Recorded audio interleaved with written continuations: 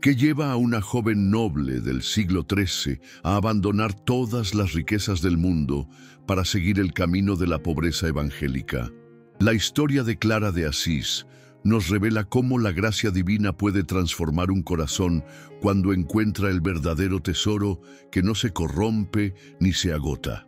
Esta mujer excepcional, primera seguidora de San Francisco, no solo abrazó la vida religiosa, sino que se convirtió en madre espiritual de una nueva forma de consagración que perdura hasta nuestros días. Su vida fue un espejo cristalino donde se reflejó la luz de Cristo, y su ejemplo continúa inspirando a quienes buscan servir al Señor en la pobreza y la contemplación. Capítulo 1. Los primeros años en Asís. En la pintoresca ciudad de Asís, donde las piedras medievales guardan secretos de santidad, nació Clara alrededor del año 1194. Su cuna fue el palacio de los Ofreduccio, una de las familias más nobles y poderosas de la región. El padre, Favarone di Ofreduccio, pertenecía a la aristocracia feudal que dominaba las colinas de Umbría, mientras que su madre, Ortolana, era una mujer de profunda religiosidad que había peregrinado hasta Tierra Santa. Desde pequeña, Clara respiró un ambiente donde se mezclaban las tradiciones cortesanas con la piedad cristiana. Su madre, Ortolana, la educó en las virtudes propias de una dama noble: el bordado, la música, las letras y, sobre todo, el amor a Dios. Las crónicas nos cuentan que la niña mostraba una inclinación natural hacia la oración y las obras de misericordia, visitando a los pobres junto a su madre y distribuyendo limosnas entre los necesitados. La juventud de Clara transcurrió en medio de los conflictos que agitaban las ciudades italianas del siglo III. Asís vivía las tensiones entre los mayores, partidarios del emperador, y los menores, que defendían las libertades comunales. Esta realidad social de luchas y violencias contrastaba con el ambiente de paz que la joven buscaba en la oración y la contemplación de los misterios divinos. Durante sus años de adolescencia, Clara desarrolló una sensibilidad especial hacia los sufrimientos de Cristo. Pasaba largas horas en oración ante los crucifijos de las iglesias de Asís, particularmente en San Rufino, donde había sido bautizada. Sus biógrafos relatan que ya entonces mostraba una preferencia marcada por la vida interior y una resistencia a los proyectos matrimoniales que su familia preparaba para ella. El corazón de Clara se fue preparando así, sin que ella misma lo supiera completamente, para el encuentro que cambiaría su destino. Mientras la noble juventud de Asís se dedicaba a los placeres cortesanos, ella cultivaba secretamente el jardín de su alma, donde pronto florecería la más hermosa vocación religiosa que conocería la historia franciscana. Capítulo 2. El encuentro con San Francisco. El año 1210 marcó un punto de inflexión en la vida de Clara cuando comenzó a escuchar hablar de Francisco Bernardone, el joven que había conmovido a toda Asís con su conversión radical.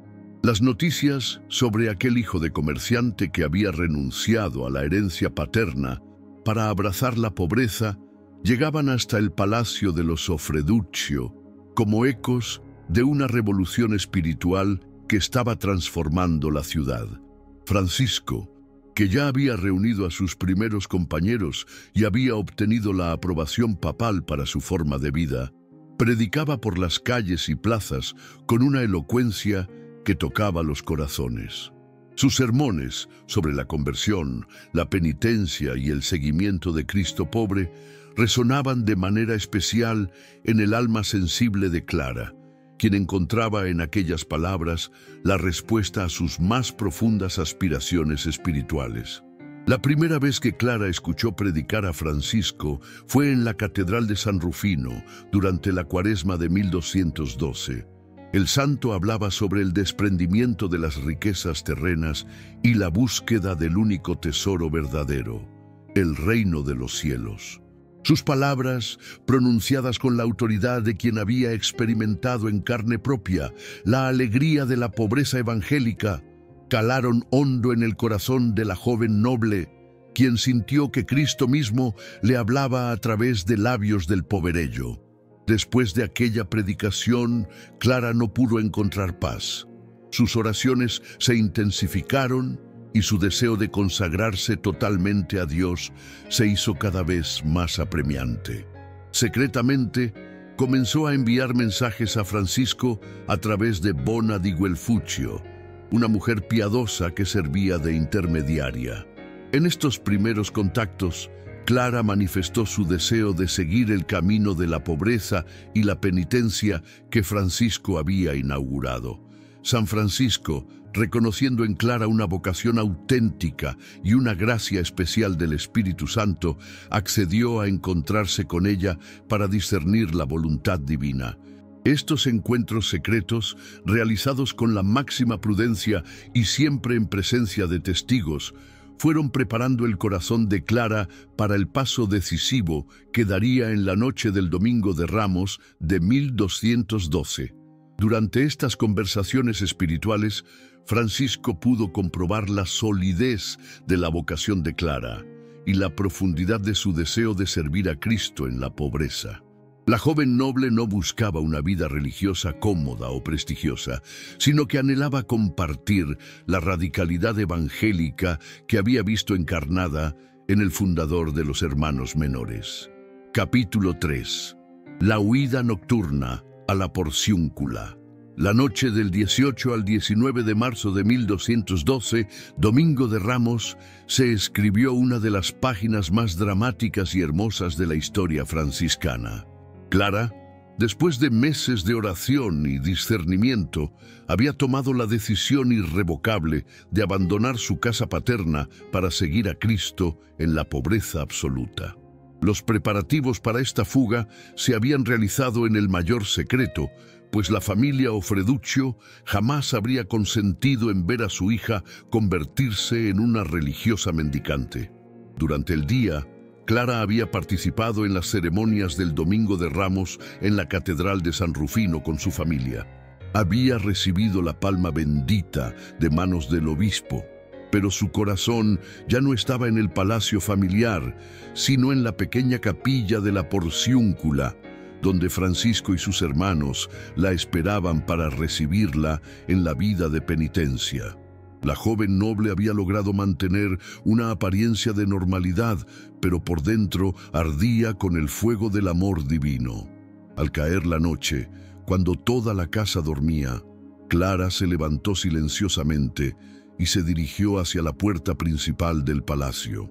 Esta puerta, que normalmente estaba cerrada con pesados cerrojos, se abrió sin dificultad bajo sus manos, como si la providencia misma facilitara su escape.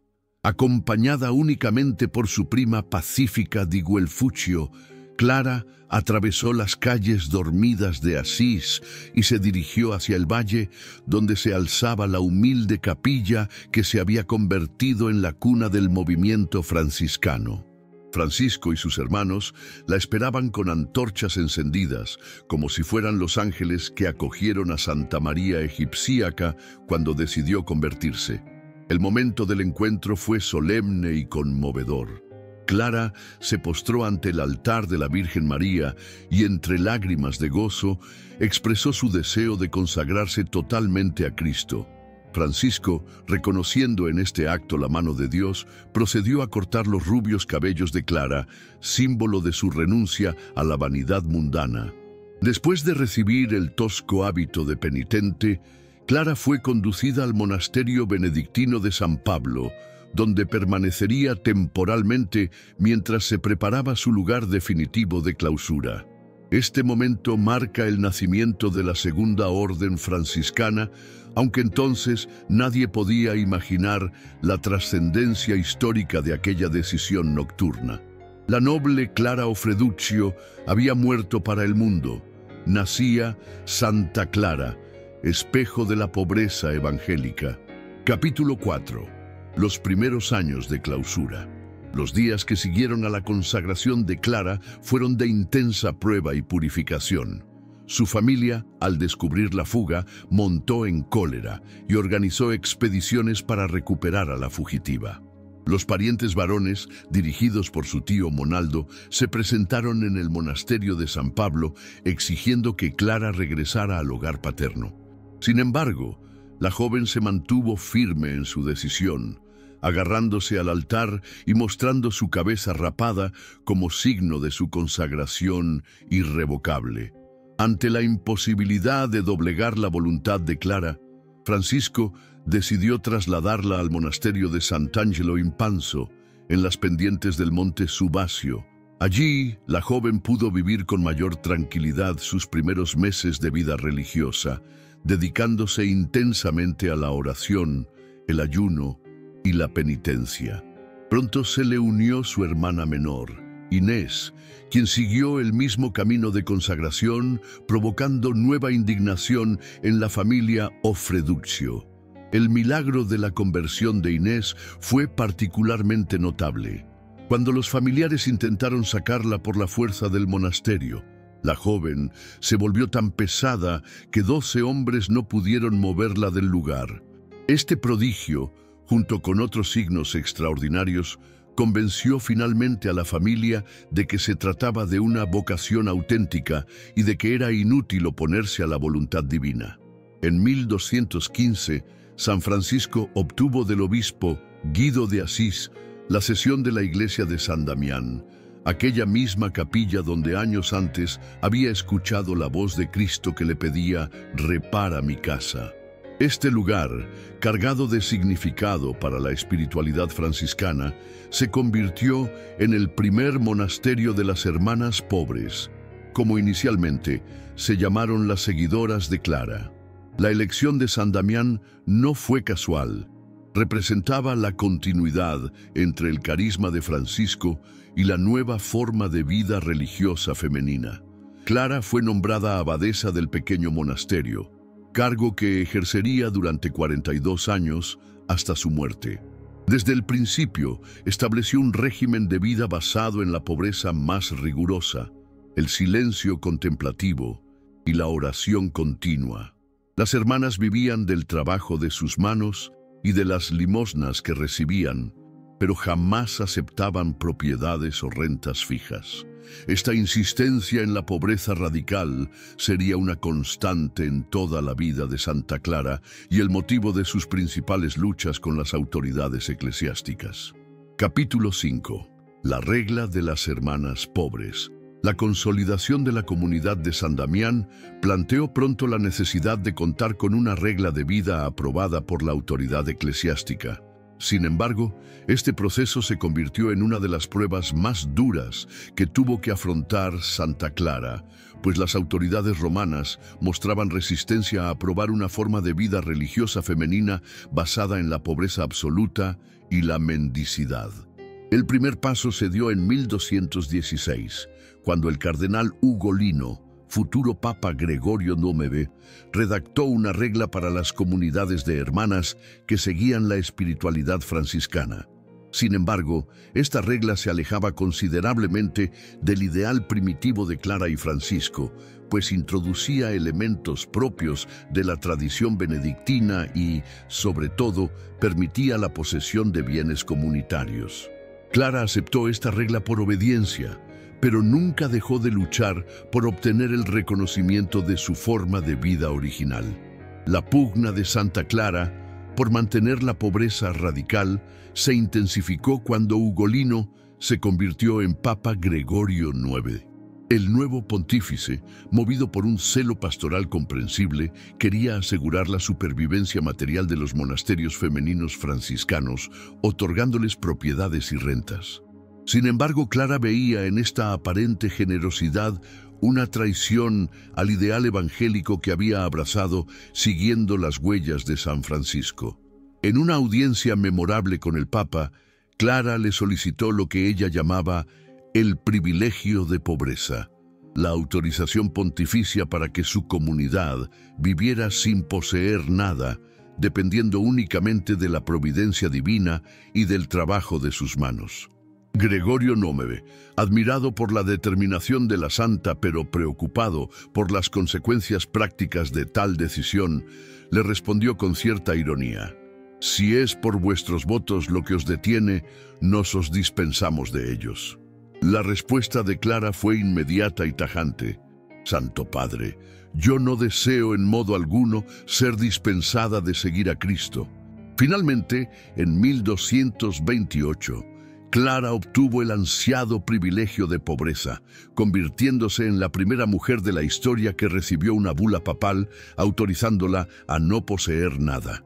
Este documento, que se conserva hasta hoy, testimonia la tenacidad de la santa y su fidelidad absoluta al ideal franciscano. Sin embargo, la lucha por una regla definitiva que reflejara plenamente su carisma continuaría hasta los últimos días de su vida. Clara dedicó los últimos años de su existencia terrena a redactar personalmente una regla que recogiera fielmente el espíritu de pobreza, contemplación y fraternidad que había vivido durante 4 décadas en San Damián. Esta regla, que sería aprobada por el Papa Inocencio IV apenas 2 días antes de su muerte, constituye el testamento espiritual de la santa y la primera regla religiosa escrita por una mujer en la historia de la Iglesia. Capítulo 6. Milagros y devoción eucarística. La vida de Santa Clara en San Damián se vio acompañada desde muy temprano por manifestaciones extraordinarias que revelaban su unión íntima con Cristo. Los cronistas franciscanos han conservado el recuerdo de numerosos prodigios que ocurrían en el pequeño monasterio, signos de la santidad heroica de su abadesa y de la bendición divina que reposaba sobre aquella comunidad de mujeres consagradas. Uno de los aspectos más notables de la espiritualidad de Clara era su devoción ardiente hacia la Sagrada Eucaristía. En una época en que la comunión frecuente no era usual, Clara sentía una atracción irresistible hacia el sacramento del altar. Pasaba largas horas en adoración ante el tabernáculo, y durante estas vigilias extáticas, las hermanas fueron testigos de fenómenos luminosos que rodeaban su figura orante. Su director espiritual tuvo que moderar su fervor eucarístico, imponiéndole límites en la frecuencia de la comunión para evitar que su salud se resintiera por la intensidad de su devoción. Los milagros de curación fueron frecuentes a lo largo de toda su vida religiosa. Clara poseía el don de sanar a las hermanas enfermas mediante la imposición de las manos y la señal de la cruz. Cuando alguna de sus hijas espirituales caía gravemente enferma, la santa se acercaba a su lecho, la bendecía con ternura maternal y tras invocar el nombre de Jesús, la doliente recuperaba instantáneamente la salud. Estos prodigios se extendieron también a personas ajenas a la comunidad que acudían al monasterio buscando consuelo en sus tribulaciones. Particularmente célebre fue el milagro del aceite que se multiplicaba en las manos de Clara cuando ungía a los enfermos. En numerosas ocasiones, cuando el monasterio carecía de este elemento necesario para el cuidado de los dolientes, la santa tomaba los pocos restos que quedaban en los recipientes y después de invocar la bendición divina, el aceite se multiplicaba hasta llenar completamente las vasijas. Este prodigio, que evoca los milagros del Antiguo Testamento, manifestaba cómo Dios premiaba la confianza absoluta de Clara en la providencia. La santa desarrolló también una especial devoción hacia la pasión de Cristo, que se manifestaba en visiones místicas durante la Semana Santa. Las hermanas la veían arrobada en éxtasis contemplando los sufrimientos del Salvador, y en ocasiones aparecían en su cuerpo las marcas de los dolores que interiormente experimentaba. Durante estas experiencias místicas, Clara participaba de manera tan intensa en la pasión que parecía revivir cada momento del Calvario de Cristo. Su caridad hacia los pobres se manifestó también a través de prodigios admirables. Cuando los necesitados se acercaban al monasterio pidiendo limosna y las hermanas no tenían nada que darles, Clara tomaba unos pocos panes y los bendecía con fe inquebrantable. Inmediatamente aquella escasa cantidad se multiplicaba hasta ser suficiente para alimentar a todos los menesterosos que habían acudido en busca de ayuda. Capítulo 7. La Madre Espiritual. Durante los 42 años que Clara ejerció el gobierno de San Damián, se reveló como una madre espiritual de excepcional sabiduría y ternura. Su manera de dirigir la comunidad combinaba la firmeza en los principios evangélicos con una dulzura maternal que conquistaba los corazones de todas sus hijas espirituales. Las crónicas franciscanas nos han transmitido numerosos testimonios sobre el estilo de gobierno de la santa, caracterizado por el ejemplo personal más que por las palabras. Clara comprendía que cada hermana tenía su propio camino de santificación y sus particulares necesidades espirituales. Por eso, aunque mantenía inflexiblemente las exigencias fundamentales de la regla, sabía adaptar su dirección a la personalidad y circunstancias de cada una de sus dirigidas. Con las hermanas de temperamento melancólico, se mostraba especialmente maternal y comprensiva. Con aquellas que tendían a la tibieza, usaba una santa severidad que las despertaba del letargo espiritual. Su caridad se manifestaba de manera heroica en el cuidado de las hermanas enfermas. Clara se convertía personalmente en enfermera de las dolientes, atendiéndolas día y noche con una solicitud que admiraba a toda la comunidad. No había servicio, por humilde que fuera, que considerara indigno de ella. Lavaba a las enfermas, les daba de comer, las consolaba en sus sufrimientos y velaba junto a su lecho durante las noches más difíciles. La formación espiritual de las novicias constituyó una de sus principales preocupaciones. Clara se dedicaba personalmente a la instrucción de las jóvenes que ingresaban en el monasterio, enseñándoles no solo las observancias externas de la regla, sino sobre todo el espíritu interior que debía animarlas. Sus conferencias espirituales, impregnadas de unción y sabiduría, quedaron grabadas en la memoria de sus oyentes, aunque lamentablemente no se conservaron por escrito. En los momentos de dificultad comunitaria, Clara demostraba una fortaleza inquebrantable que sostenía el ánimo de todas sus hermanas. Cuando las autoridades eclesiásticas presionaban para que el monasterio aceptara propiedades, contradiciendo así el ideal de pobreza absoluta, la santa mantenía firme la orientación primitiva, explicando a las hermanas que era preferible sufrir cualquier privación antes que traicionar el carisma recibido de San Francisco. Su método educativo se basaba principalmente en el ejemplo personal. Las hermanas podían contemplar en Clara la perfecta encarnación de los ideales que ella predicaba: pobreza alegre, obediencia filial, castidad radiante y una caridad sin límites. Esta coherencia entre palabra y vida daba a su magisterio una autoridad moral irresistible que transformaba el corazón de quienes la escuchaban. Capítulo 8. La relación con los hermanos menores. La relación entre Santa Clara y la Orden de los Hermanos Menores constituye uno de los aspectos más delicados y significativos de su biografía espiritual. Desde el momento de su consagración en la Porciúncula, Clara había considerado a los franciscanos como sus hermanos espirituales y había contado con su asistencia pastoral para el desarrollo de su comunidad. Sin embargo, esta relación fraternal se vio sometida a diversas tensiones a medida que ambas órdenes evolucionaban y se consolidaban. San Francisco había establecido desde el principio que los hermanos menores tendrían la responsabilidad de la cura pastoral de las hermanas pobres de San Damián. Esta disposición respondía no solo a razones prácticas, sino también a la convicción del santo de que ambas ramas del movimiento franciscano debían mantener una unidad de espíritu y de observancia. Los primeros años de esta colaboración fueron particularmente fructíferos, pues los compañeros más íntimos de Francisco compartían plenamente su veneración hacia Clara y su comprensión del ideal de pobreza radical. La muerte de San Francisco en 1226 marcó el inicio de una nueva etapa en esta relación.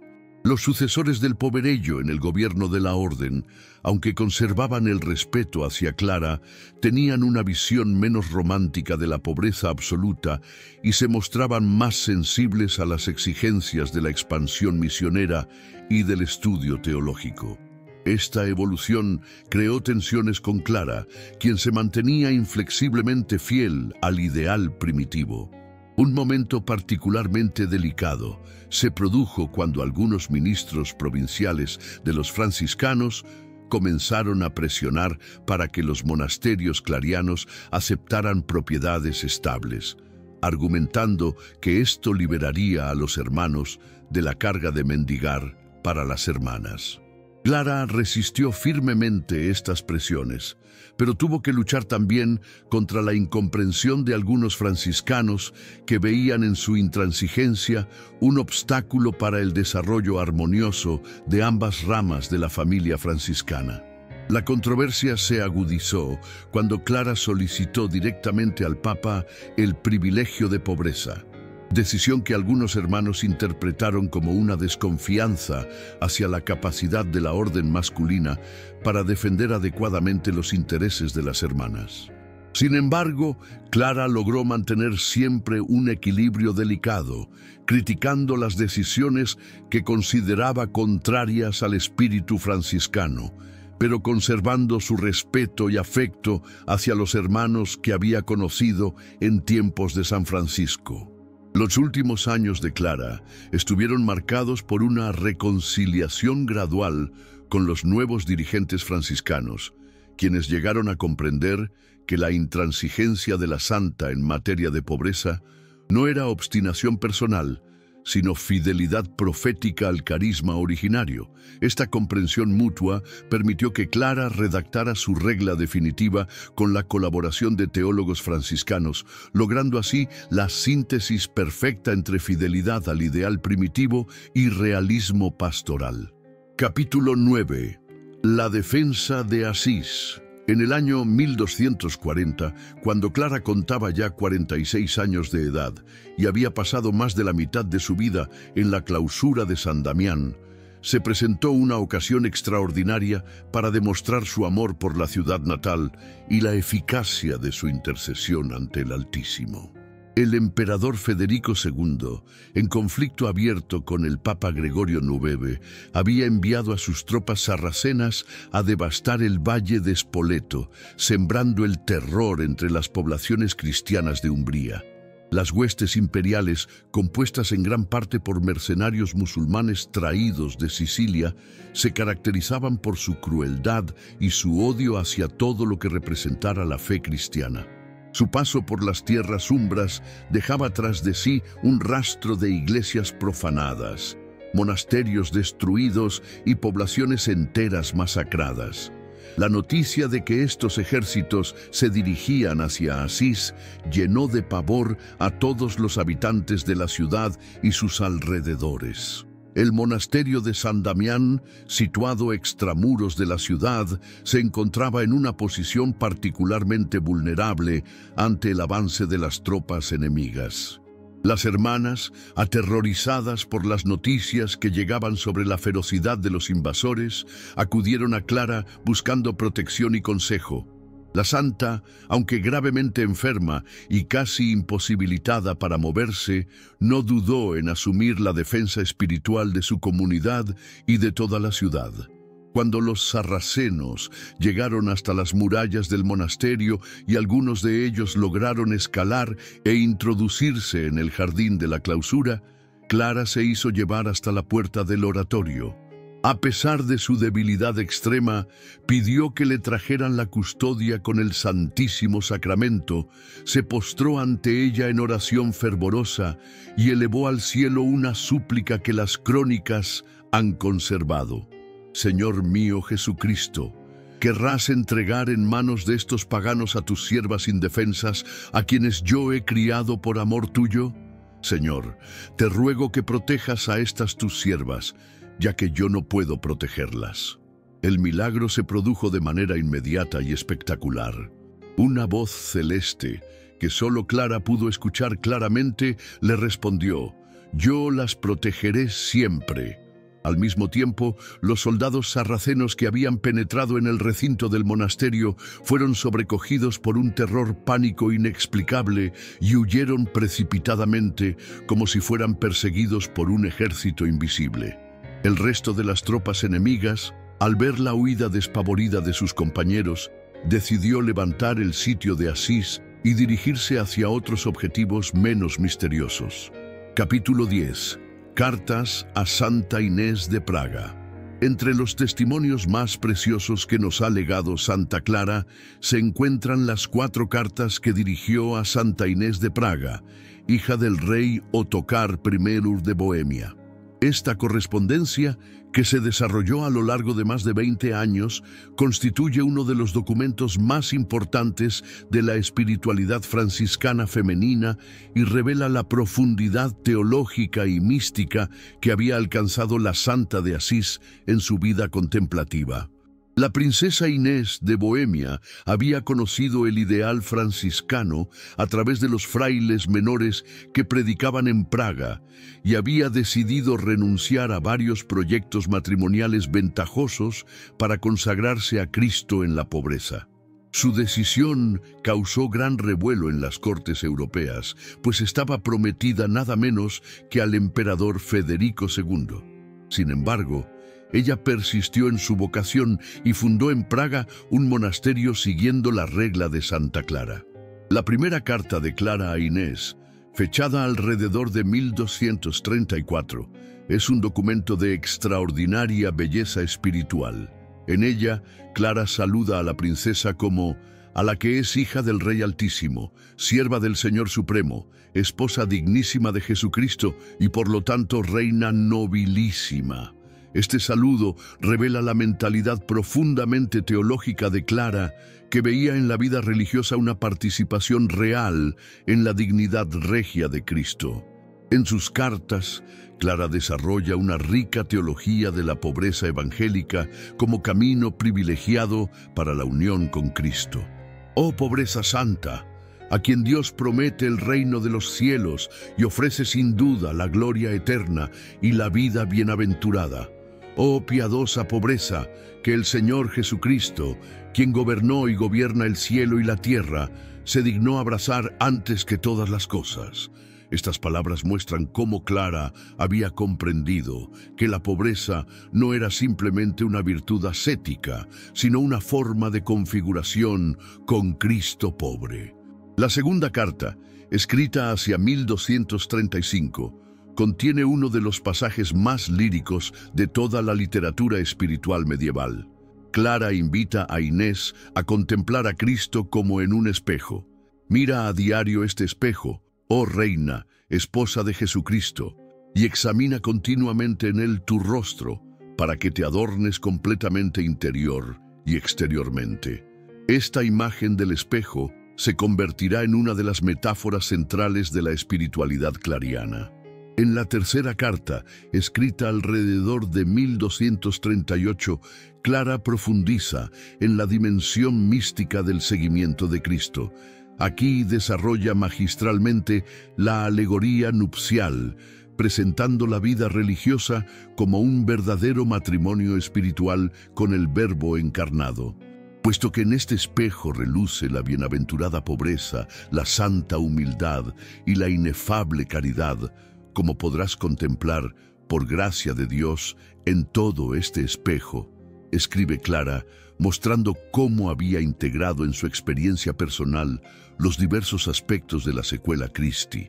La cuarta y última carta, redactada hacia 1253, pocos meses antes de la muerte de Clara, constituye su testamento espiritual dirigido a Inés.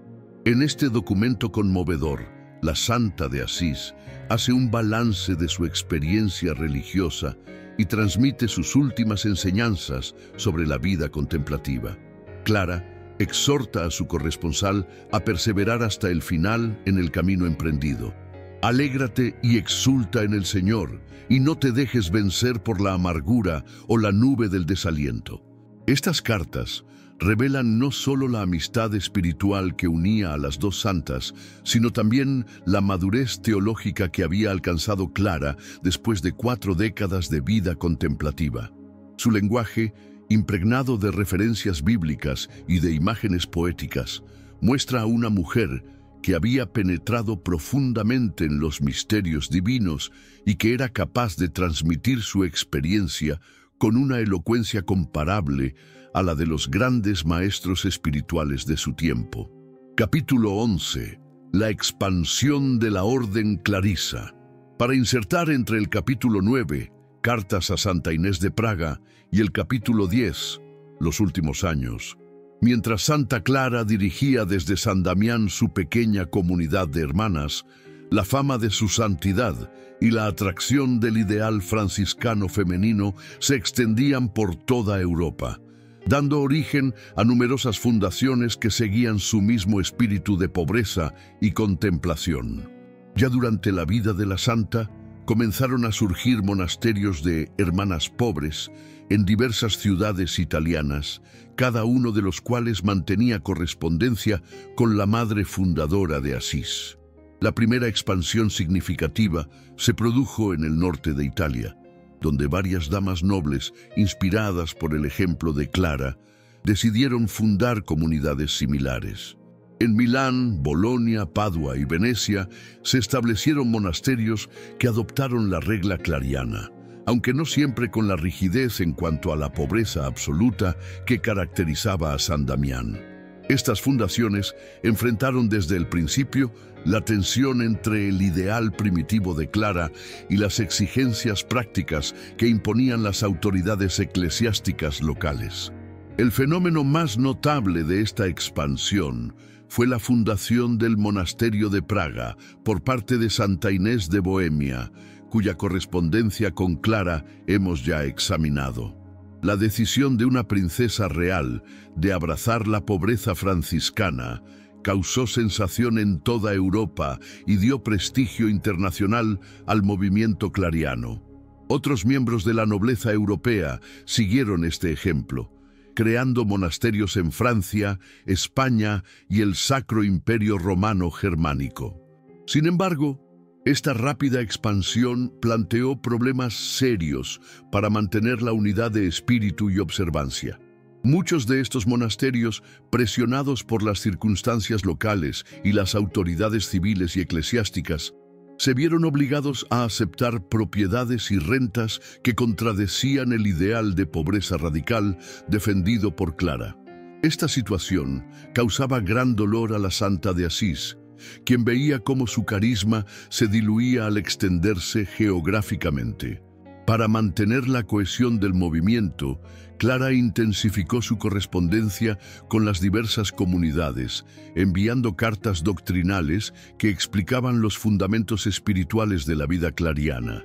También recibía en San Damián a numerosas abadesas que viajaban hasta Asís para consultar directamente con la fundadora sobre los problemas que enfrentaban en sus respectivos monasterios. Estas visitas fortalecían los lazos de unión entre las diversas casas y permitían a Clara ejercer una verdadera maternidad espiritual sobre toda la familia religiosa que había nacido de su ejemplo. Capítulo 12. Los últimos años y la muerte santa. Los últimos años de la vida terrena de Santa Clara estuvieron marcados por intensos sufrimientos físicos que ella abrazó como una participación especial en la pasión de Cristo. Desde 1244, la santa comenzó a padecer una enfermedad que los médicos de la época no supieron diagnosticar con precisión, pero que la fue debilitando progresivamente hasta confinarla casi completamente al lecho durante los últimos años de su existencia. Lejos de ver en esta enfermedad un obstáculo para su vida espiritual, Clara la acogió como una gracia particular del Señor, que le permitía configurarse más perfectamente con Cristo crucificado. Durante estos años de sufrimiento intenso, su oración se hizo aún más profunda y su unión con Dios alcanzó grados de intimidad que admiraban a cuantos se acercaban a ella. Las hermanas testificaron que incluso en los momentos de mayor dolor, el rostro de Clara resplandecía con una paz sobrenatural que revelaba la presencia divina en su alma. A pesar de su postración, Clara no dejó de ejercer el gobierno espiritual de su comunidad.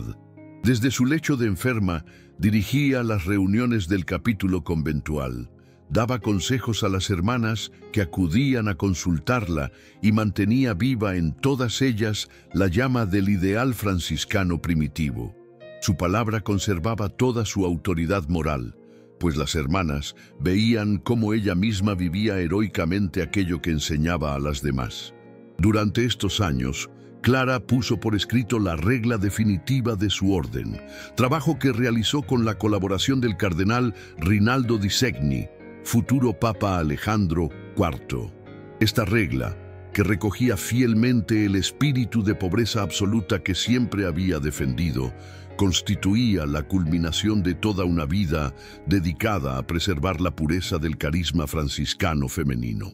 La aprobación de esta regla por parte del Papa Inocencio IV, el 9 de agosto de 1253, llenó de gozo a Clara, que vio así coronada su lucha de 40 años. El 9 de agosto de 1253, 2 días después de haber recibido la bula de aprobación de su regla, Clara sintió que se acercaba su último momento. Reunió a todas las hermanas en torno a su lecho y les dirigió sus últimas palabras, exhortándolas a perseverar en la fidelidad a Cristo pobre y a mantener siempre vivo el espíritu de fraternidad que había caracterizado a la comunidad de San Damián. Sus últimas palabras fueron una oración de acción de gracias. Bendito seas, Señor, porque me creaste. En la noche del 11 de agosto, mientras las hermanas rezaban el oficio de vísperas, Clara entregó serenamente su alma al Creador. Su muerte fue tan apacible que algunas hermanas no se dieron cuenta inmediatamente del momento exacto en que exhaló el último suspiro. El rostro de la santa conservaba inalterada su expresión de paz, como si simplemente se hubiera quedado dormida en el Señor. Tenía 59 años de edad, de los cuales había vivido 41 en la vida religiosa. Capítulo 13. Canonización y legado espiritual. La fama de santidad que había rodeado a Clara durante toda su vida se acrecentó extraordinariamente después de su muerte. Inmediatamente comenzaron a llegar peregrinos a San Damián para venerar sus restos mortales, y pronto se difundieron noticias de milagros obtenidos por intercesión de la sierva de Dios. El pueblo de Asís, que siempre había venerado a Clara como una santa viviente, comenzó a invocarla oficialmente y a atribuir a su intercesión las gracias recibidas. El Papa Inocencio IV, que había conocido personalmente a Clara y había admirado su virtud heroica, decidió iniciar inmediatamente el proceso de canonización. Este procedimiento, que en aquella época era mucho más rápido que en tiempos posteriores, se desarrolló con una celeridad extraordinaria. Se recogieron los testimonios de las hermanas que habían convivido con Clara. Se investigaron los milagros atribuidos a su intercesión y se examinó cuidadosamente toda su obra espiritual. El 15 de agosto de 1255, apenas 2 años después de la muerte de Clara, el Papa Alejandro IV promulgó la bula Clara Claris Prae Clara, con la que inscribía solemnemente a Clara en el catálogo de los santos. La ceremonia de canonización tuvo lugar en la Catedral de Anagni, con la presencia de numerosos cardenales, obispos y representantes de las principales órdenes religiosas. Este reconocimiento tan rápido de la santidad de Clara constituía un hecho prácticamente sin precedentes en la historia de la Iglesia. La nueva santa fue propuesta inmediatamente como modelo para todas las mujeres consagradas, pero especialmente para aquellas que seguían la espiritualidad franciscana. Su ejemplo de pobreza radical, de obediencia filial y de amor apasionado a Cristo crucificado se convirtió en el ideal hacia el que debían tender todas las clarisas. El Papa Alejandro IV, en la bula de canonización, destacó particularmente su fidelidad inquebrantable al carisma primitivo y su resistencia heroica ante todas las presiones que pretendían apartarla del ideal de pobreza absoluta. El culto a Santa Clara se extendió rápidamente por toda Europa occidental. Se le dedicaron iglesias, se fundaron nuevos monasterios bajo su advocación y su fiesta litúrgica fue incorporada al calendario universal de la Iglesia. Los fieles comenzaron a invocarla especialmente en las enfermedades de los ojos, pues se recordaba que ella había tenido problemas de vista durante sus últimos años y había sido curada milagrosamente para poder contemplar la misa de Navidad cuando ya no podía levantarse de su lecho. La herencia espiritual de Santa Clara se perpetuó principalmente a través de la Orden de las Hermanas Pobres de Santa Clara, que se extendió por todos los países católicos. Estas religiosas, conocidas popularmente como clarisas, mantuvieron vivo el ideal de contemplación en la pobreza que había caracterizado a la fundadora. A lo largo de los siglos, la familia clariana ha dado a la Iglesia numerosas santas y beatas que han seguido las huellas de la primera discípula de San Francisco. Capítulo 14. Oración a Santa Clara de Asís. Oh gloriosa Santa Clara, espejo purísimo de la santidad cristiana, Virgen consagrada que supiste abandonar las riquezas del mundo para seguir a Cristo pobre y crucificado. Dirige tu mirada maternal hacia nosotros que acudimos confiados a tu intercesión. Tú que renunciaste a los honores de la nobleza terrena para conquistar la verdadera dignidad de hija del Rey eterno, enséñanos a despreciar las vanidades pasajeras y a buscar únicamente los tesoros imperecederos del cielo. Santa Clara, Madre de las almas consagradas, que durante 40 años fuiste guía sabia y amorosa de tus hijas espirituales en el monasterio de San Damián, alcánzanos la gracia de vivir con fidelidad nuestra vocación cristiana. Intercede por todos los religiosos y religiosas del mundo, para que conserven siempre vivo el fervor de los primeros días y no se dejen vencer por la tibieza o el desaliento. Protege especialmente a las hermanas clarisas, herederas de tu carisma, para que perseveren en la pobreza evangélica, en la oración contemplativa y en el amor fraterno que tú les enseñaste con tu ejemplo. Oh Santa Clara, defensora de Asís, que con tu oración fervorosa salvaste a tu ciudad natal del furor de los enemigos, extiende tu protección maternal sobre nuestras familias, nuestras comunidades y nuestra patria. Líbranos de todos los peligros del alma y del cuerpo, y concédenos vivir en la paz de Cristo que sobrepasa todo entendimiento.